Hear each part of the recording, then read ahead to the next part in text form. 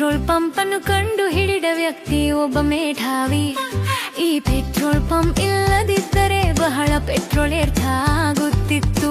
ಏಕೆಂದರೆ ಹಳೆಯ ದಿನಗಳಲ್ಲಿ ಪೆಟ್ರೋಲ್ ಪಂಪ್ಗಳ ಬಳಿ ಒಂದು ವಿಚಿತ್ರ ಸಮಸ್ಯೆ ಇತ್ತು. ತಮ್ಮ ಪೆಟ್ರೋಲ್ ತೊಟ್ಟಿ ಯಾವಾಗ ತುಂಬುತ್ತದೆ ಎಂದು ಗ್ರಾಹಕರುಗಳಿಗೆ ಗೊತ್ತಿರುತ್ತಿರಲಿಲ್ಲ ಮತ್ತು ಆಗಾಗ ಪೆಟ್ರೋಲ್ ಉಕ್ಕಿಯುತ್ತಿತ್ತು.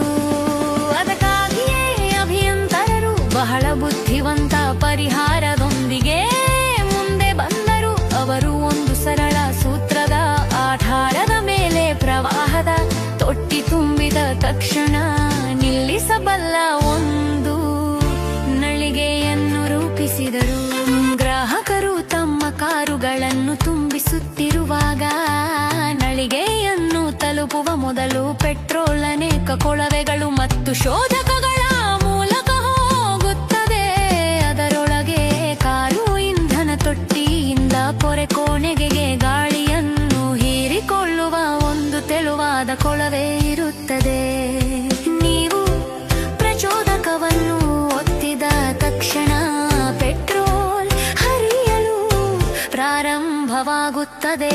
ಆದರೆ ಈ ಕೊಳವೆಯ ತುದಿ ಪೆಟ್ರೋಲ್ನಲ್ಲಿ ಮುಳುಗಿದಾಗ ಗಾಳಿ ಪ್ರವಾಹ ನಿಂತು ಹೋಗುತ್ತದೆ, ನಿರ್ವಾತವನ್ನು ಸೃಷ್ಟಿಸುತ್ತದೆ. ತಕ್ಷಣವೇ 3 ಚಿಕ್ಕ ಉಕ್ಕಿನ ಚೆಂಡುಗಳನ್ನು ಕೇಂದ್ರದೊಳಗೆ ಸೆಳೆಯುತ್ತದೆ. ತರುವಾಯ ಚೆಂಡುಗಳು ಪ್ರಚೋದಕವನ್ನು ಬಿಡುಗಡೆ ಮಾಡುತ್ತವೆ ಮತ್ತು ಪೆಟ್ರೋಲ್ ಪ್ರವಾಹವು ತಕ್ಷಣ ನಿಂತು ಹೋಗುತ್ತದೆ. ಅದೇ ರೀತಿ ಪೆಟ್ರೋಲ್ ಲಾಡಿ ಭೂಗತ ತೊಟ್ಟಿಯನ್ನು ತುಂಬಿಸುವಾಗ ತೊಟ್ಟಿ ತುಂಬಿದ ತಕ್ಷಣ ಒಂದು ಕವಾಟ ಮುಚ್ಚಿ ಹೋಗುತ್ತದೆ. ಅದೇ ಸಮಯದಲ್ಲಿ ಪೆಟ್ರೋಲ್ ಆವಿಗಳು ಮತ್ತೊಂದು ಕೊಳವೆ ಮೂಲಕ ಲಾರಿಗೆ ತಿರುಗಿ ಹೀರಿಕೊಳ್ಳಲ್ಪಡುತ್ತವೆ. ಅಲ್ಲಿ ಅವು ಮತ್ತೆ ದ್ರವ ಇಂಧನವಾಗಿ ಮರುಕಳಿಸುತ್ತವೆ.